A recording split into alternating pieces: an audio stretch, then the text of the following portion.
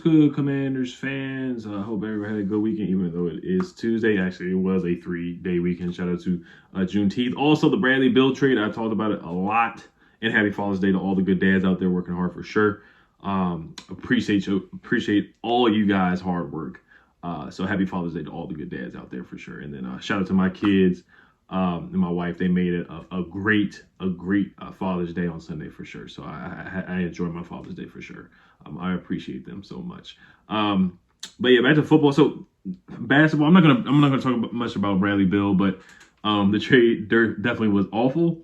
Very disappointed in the return, but I get it. They're rebuilding. It was a salary dump move, but you do wish that they could have got a better player or a young asset or even a first-round pick. To not get a first-round pick is egregious. It's just insane to me that they get multiple second-round picks, and then Chris Paul is not going to be a Washington. He doesn't even want to play. Most likely he's not going to want to play there. He's probably going to want to play for the Lakers or the Clippers.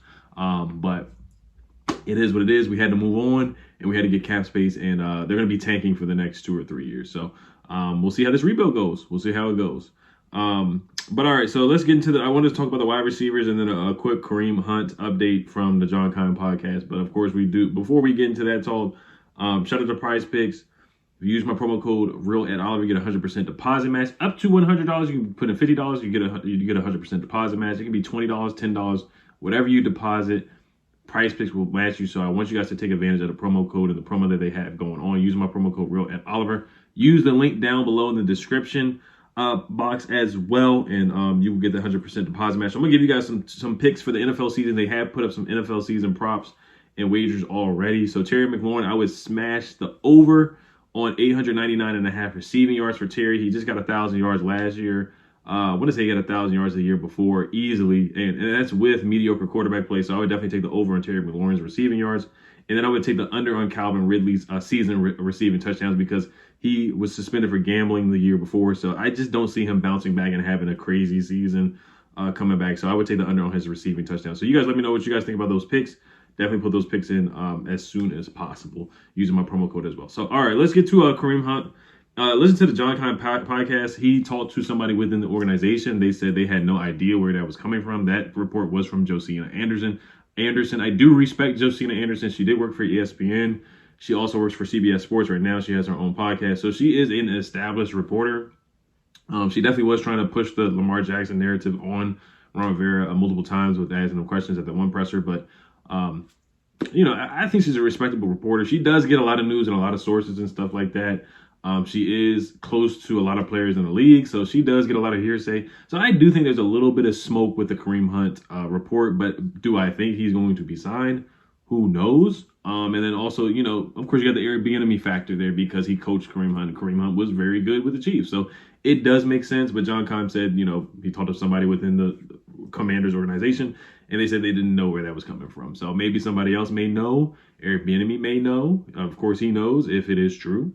And we'll see from there. Like I said, Chris Rodriguez, that's the only guy that may make them make that move because, and I'm saying, do they think Chris Rodriguez is behind the 8 ball? Because they talked about, I've heard, he was out of shape in camp and stuff like that. It took him, he looked a little rusty and overweight.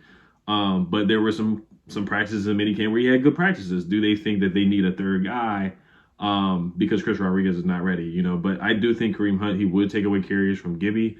He would take away snaps from Gibby as well. When they've been talking about all they've been saying is they want Gibby to get more snaps and be used with more versatility and more positional flex as a wide receiver, as a running back. They just want him to be used more and be utilized more. So signing Kareem Hunt may take away from that. But John Kine did say if there's an injury, knock on wood, in camp, then Kareem Hunt definitely could be a guy. And they still have Jonathan Williams. They still have Jared Patterson as well. So I think the running back room is fine as it is. I think it's a strength.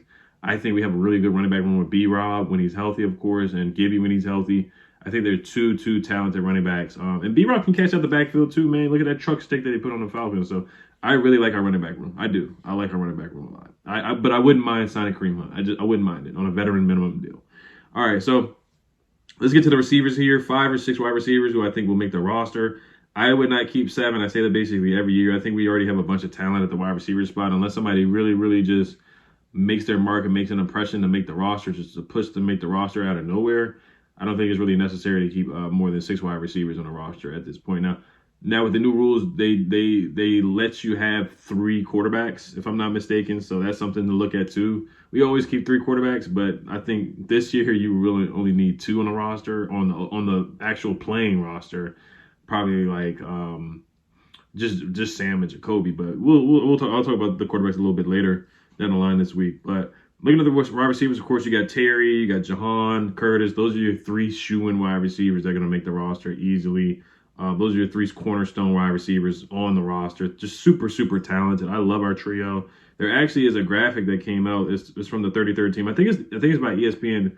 What's the NFL's best wide receiver trio? The Commanders trio was on that list. Keep in mind, of course, the Eagles trio was not on that list. The Giants trio, wide receiver trio, of course, they're not. They don't have a wide receiver trio at all. And the Eagles wide receiver trio was not on that list as well because they don't really have a trio. They have a good duo, but not a trio. The Commanders have a really, really good trio of wide receivers. Now, there were some questionable guys on the list, trios on the list as well, but some other people on the list is like Keenan Allen, Williams from the Chargers. That's a good trio. Johnston. And then the Buccaneers, like Chris Godwin, Mike Evans, and Russell Gage. That's a good trio. The Saints, Chris Olave, Michael Thomas, and Shaheed. Michael Thomas just hasn't played in many years. Now, the Bengals have a really good trio with Jamar Chase, T. Higgins, and Tyler Boyd. They have a darn good trio. And then Miami with Tyreek Hill, Jalen Waddle, and Robbie Anderson. That's a really good trio, too. And then the Seahawks with DK Metcalf, Tyler Lockett, Smith and Jig. But you guys get the point there with the trios. But I think the Commanders have the best trio in the NFC East, really. I mean, I really think they do because, like I said, the Eagles, they have a good duo. And then the Cowboys, Michael Gallup, he hasn't really played well the last couple of years. So, but yeah, Jahan Dotson had a really good year. He had 7 touchdowns as a rookie. He was leading all rookies in touchdowns, even while missing games. He was leading the league or leading all rookies in touchdowns for a very, very, very long time. That's just how good he was as a red zone threat and just, scoring points, just being a scorer for the Commanders. Curtis Samuel had 4 touchdowns. Terry had 5. Terry had 1,191 yards. Led the team in receiving. Curtis had 656 receiving yards, and Jahan Dotson had 523. The next leading receiver after that was De'Ami Brown with 143. And then after that was Dax Milne with 37 receiving. Actually, Cam Sims with 89. And then Dax Milne with 37. So, all right, so let's look at the receiving course. I do have De'Ami Brown making the roster. Of course, this is a big year for him. I think if he doesn't really step up, then I don't think he's going to be on a roster after this season. Now, it's not all his fault because, you got to feed these 3 guys. You got to feed these 3 receivers. And then after that, kind of De'Ami's going to get the scraps. Now, De'Ami did step up when some injuries happened against the Titans. He had a big game, 2 huge touchdown catches. And Sam Howell, can he get the best out of De'Ami Brown with the stronger arm? And De'Ami, his route tree is basically on a go route. It's basically a go route. That's what he's known for. Can he catch a slant? I thought he did a good job of that last year. The one against the Eagles, the one against the Falcons for a first down. I thought he had a couple of good plays, and he did limit the drops that he did have his rookie season. So I like De'Ami Brown, but he's just kind of a forgotten guy. He just is, So after that is Dax Milne. I do not have him making the roster. So just looking at it, I have, of course, the trio, our legitimate trio of guys. I have De'Ami. And then after that, I have Kazmir Allen making the roster, and then I have Mitchell Tinsley. Now, the reason why I have Kazmir Allen making it is because of punt returning. Now, a lot of people say, hey, he didn't return punts in college, but at the same time, he did return kickoffs. I know it's different, but he does have the shiftiness and the elusiveness and the explosiveness.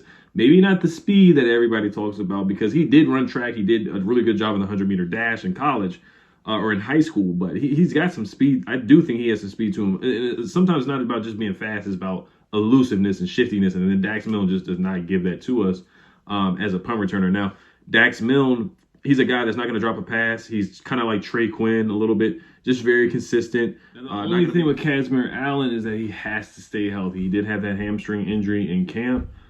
He was on the sidelines, and other guys were able to step up like Mitchell Tinsley. Now, I think Mitchell Tinsley is going to make the roster. Ben Standig has said great things about Mitchell Tinsley. He said that he's been a guy that has really stood out to him. Now, he's been doing it against the 3rd string, the 2nd string. But I got a feeling in preseason, he's going to have like a Cam Sims type of preseason where he's going to go out there and really show out and show off for sure. So other guys on the roster that I don't want to forget about is Jalen Sample. I think he'll make the practice squad. Kyrick McGowan, once again, the practice squad. Marcus Kemp is a guy that I really can't sleep on. He's a guy that Eric Bieniemy brought in here, and I would not be surprised if he made the roster. Now, if he makes the roster, that's how I see they keep 7 because he could be a special teams gunner.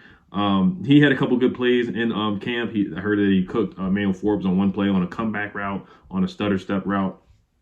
stopped on a dime, and Emmanuel Forbes kept going up the field. Marcus Kemp turned around and came back and catch the football. So I think he's a guy that, and Emmanuel Forbes did get an interception against Marcus Kemp as well. But I do think Marcus Kemp most likely, I think he's a guy that really has a good chance to make the roster. Zion Bowens, number 84, he had a couple good catches in mini camp as well. But I think if Kazmir Allen stays healthy, I think he makes the roster. So, of course, the legitimate trio makes the roster. De'Ami Brown.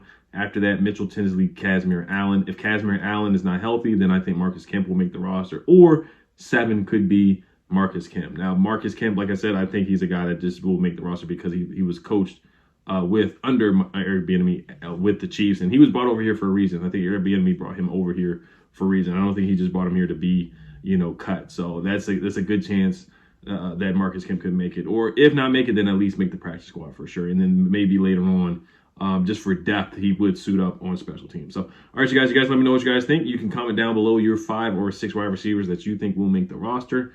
Hail to Commanders. Peace.